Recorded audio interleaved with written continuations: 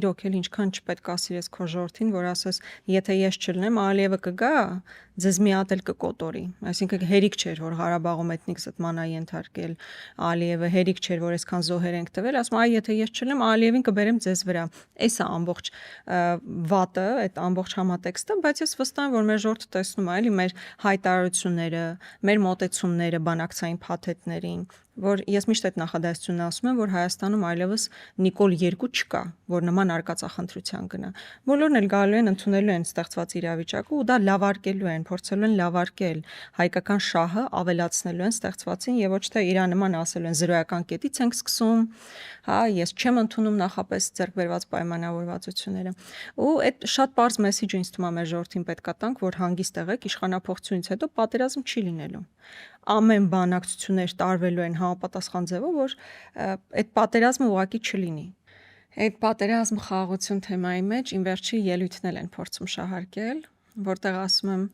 Արարատը, Արագածը, Խոստուփը, Իշխանասարը մերն են ու նախադասությունը շարունակվում է, չէ, մեր ինքնության տարբեր գագաթներն են։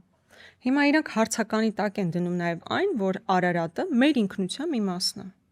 Բա եթե մեր ինքնության մի մասը չի, Արարատը մեզ հետ կապ չունի, ձեր արտաքին գործերի նախարար անունը խի է Արարատ, եթե դա հայ ժողովրդի հետ ընդհանրապես կապ չունեցող հանգամանք է։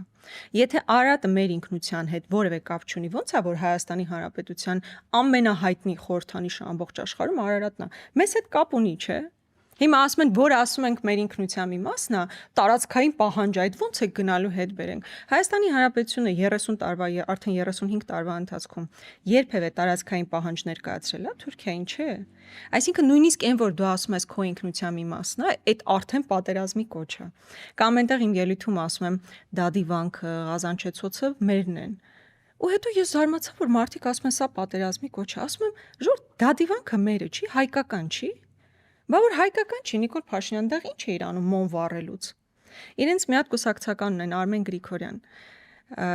Ղազանչեցոցում է հարսանիքն արել, հիշում ես, այդ հարսանիք լեռներում իբր օպերացիա 2-ն է։ Բայց եթե Ղազանչեցոցը հայկական չի, ինչի՞ եք այնտեղ հարսանիք կազմակերպում, եթե մերը չի։